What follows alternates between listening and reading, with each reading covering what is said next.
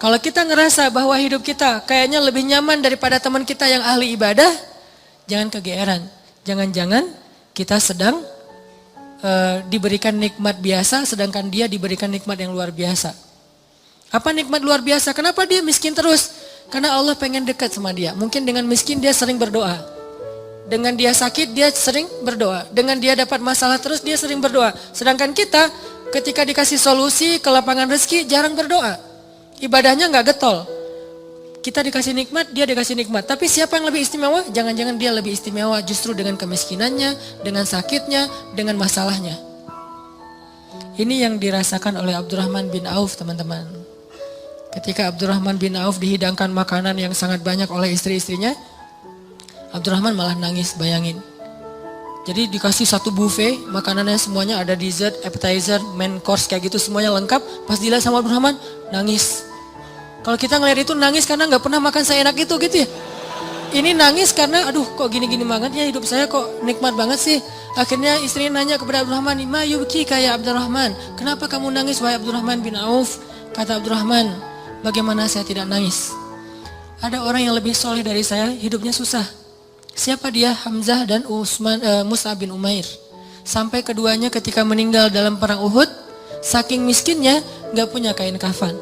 Satu-satunya kain kafan mereka selimut kecil yang kalau ditutup kepala kelihatan kaki. Ditutup kaki kelihatan kepala. Saking miskinnya gak punya apa-apa untuk dikafanin. Sedangkan saya yang amalnya sedikit Allah limpahkan nikmat yang sangat banyak. Saya jadi curiga kata Abdurrahman bin Auf. Curiga apa? Jangan-jangan mereka yang lebih soleh, kesolehan mereka itu dibalas oleh Allah nanti di akhirat. Makanya diirit di dunia. Sedangkan saya gak soleh-soleh amat. Ketidaksolehan saya itu dibalas di dunia. Terus dapat apa nanti saya di akhirat? Nangislah Abdurrahman bin Auf, gak jadi makan. Ini artinya orang kaya tapi gak GR. Kalau yang barusan kita baca di surah Al-Kahfi, orang kaya GR. Allah sayang banget ya sama saya. Nanti kalau saya meninggal pasti dikasih yang lebih banyak lagi. Ini teman-teman. Ternyata ukurannya biar kita gak GR itu adalah siapa yang paling dekat kepada Allah. Kalau ada orang kaya dengan kekayaannya rajin sedekah, kita harus acungkan jempol. Oh berarti dia dengan kekayaan itu makin soleh. Kalau kita dengan kekayaan rajin sedekah, rajin bantu orang lain, mudah-mudahan kita husnuzon di sini. Tapi kalau dengan kekayaan kita jadi lalai, jangan kegeeran. Di sini bukan bab husnuzon, tapi bab introspeksi diri. Jangan-jangan kita kena istijraj level 1 walaupun belum level 7. Kan biasanya kalau kita ngomongin tentang nikmat identik dengan syukur ya. Terus kalau ujian identik dengan sabar. Tapi nggak selalu kayak gitu keadaannya. Kadang-kadang nikmat itu bisa bikin kita GR. Ujian bisa bikin kita salah sangka kepada Allah Subhanahu wa taala. Seolah-olah Allah kalau kasih ujian itu kayak nggak suka sama kita.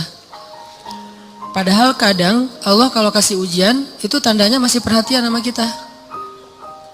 Kenapa atuh perhatiannya ngasih ujian? Bisa banyak banget alasannya, bisa pengen ngapusin dosa-dosa kita. Bisa pengen ngangkat derajat kita walaupun kita nggak usah terlalu kegeeran ke sana, minimal menghapus dosa-dosa ya. Bisa juga emang mungkin hanya dengan cara dikasih ujian kita rajin beribadah. Dan itu kita banget kayaknya tuh. Kalau lagi banyak masalah, tahajudnya rajin. Mendekati ujian nasional, tahajud nggak tinggal selama sebulan. Hari ujian nasional terakhir, malamnya udah nggak tahajud lagi. Kan kita banget nih. Nah orang yang tipenya kayak gini kadang emang cara untuk biar dekat ke Allah emang dikasih ujian. Makanya jangan jadi tipe kayak gitu. Walaupun ada orang lain yang soleh tapi tetap dikasih ujian. Kenapa? Karena Allah Subhanahu wa taala benar-benar pengen lebih dekat sama dia. Makanya Nabi bilang asyadun nas balaan al-anbiya summas sholihin. Orang yang paling banyak diuji sama Allah itu orang para nabi, kemudian orang soleh, kemudian yang mendekati kesolehan dan seterusnya dan seterusnya. Ternyata kadang ketika kita dikasih nikmat, kita tuh jadi kegeeran. Jangan-jangan ternyata nikmat itu bukan sebuah anugerah, justru nikmat itu adalah sebuah istidraj. Gimana kita ngebedain anugerah sama istidraj? Indikatornya sederhana. Seperti apa hubungan kita dengan Allah lewat nikmat itu. Kalau nikmat itu menjauhkan kita dari Allah dan makin nikmat makin jauh, biasa-biasa aja, lempeng dalam urusan agama, berarti nikmat itu adalah istidraj. Kalau nikmat itu bikin kita makin bersyukur, bentuk syukurnya bisa makin dekat ke Allah dalam bentuk ibadah, bisa juga makin banyak manfaatnya ke orang lain dengan berbagi, berarti nikmat itu adalah anugerah. Dua-duanya nikmat, karena dua-duanya dinikmati. Tapi ada anugerah, fadl, ada juga istidraj. Atau kadang-kadang kegeeran kita kasus yang lain, misalnya gini, kayak dalam keluarga ya, dalam keluarga kita berdoa nih, berdoa, ya Allah mudahkanlah rezeki saya, keluarga saya, pasangan saya, kayak gitu-gitu. Atau anak kita sakit, terus kita berdoa, ya Allah sembuhkanlah anak saya. Yang berdoa malam itu bukan cuma kita loh. Orang tua kita berdoa, pasangan kita berdoa. Kadang sampai pembantu juga berdoa. Tiba-tiba Allah kasih kita nikmat lewat doa ini.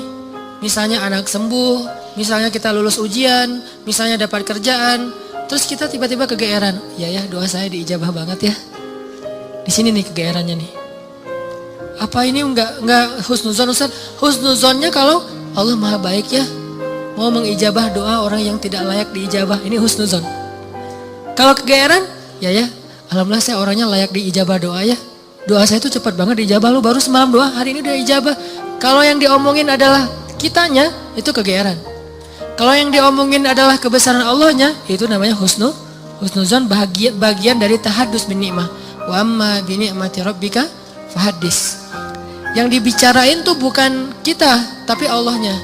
Atau kalau mau lebih nggak GR lagi, kita berhusnuzonnya bukan cuma ke Allah. Allah maha baik plus, oh ini kayaknya ada doa di dalam keluarga saya nih yang diijabah oleh Allah. Bisa doa ibu, bisa doa ayah, bisa doa pasangan, bisa doa bahkan pembantu yang kita nggak tahu diam-diam dia mendoakan kita.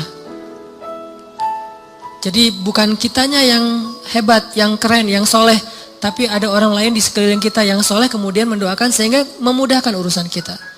Sama kayak dalam dakwah, misalnya saya dengan teman-teman bikin pemuda hijrah nih. Pemuda hijrah ini dulu taklimnya 3 tahun yang lalu paling banyak cuma 30 orang. Selama 8 tahun. Tiba-tiba alhamdulillah Allah berikan keberkahan, jadi rame. Kita jadi bareng-bareng sekarang, ada ribuan orang misalnya. Saya selalu mention ke teman-teman, ini pasti ada orang di antara tim kita nih, yang dia itu sama Allah itu dekat banget, yang diam-diam malam dia berdoa, gara-gara doa dialah jadi banyak kemudahan untuk kita. Bukan, mungkin yang doa semua ikut berdoa, saya berdoa, teman-teman semuanya berdoa, cuman jangan kegeeran, ya alhamdulillah ya, saya baru doa kemarin, sekarang udah diijabah. Ini kalau kita kayak gini, ini agak kegeeran. Sesekali wajar. Kalau sering kali, ini nggak bagus. Bikin kita jadi ngerasa udah baik, udah soleh. Dan Allah mengatakan, fala tuzakku anfusakum. Jangan kalian menganggap diri kalian udah baik, soleh, suci. Huwa a'lamu bimanittaqo. Allah lebih tahulah siapa yang paling taat.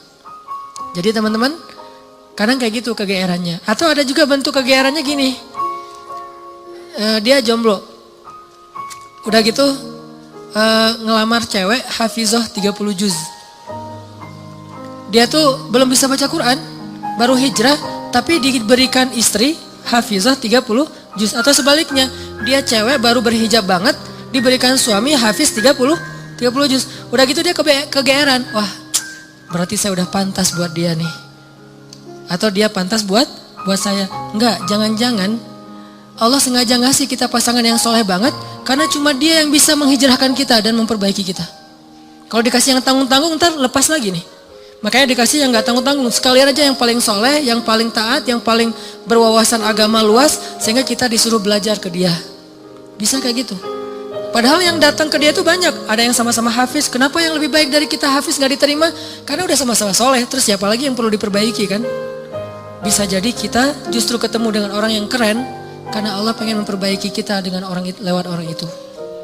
Ini biar kita gak kegeeran. Ustadz, kenapa sih harus gitu-gitu amat?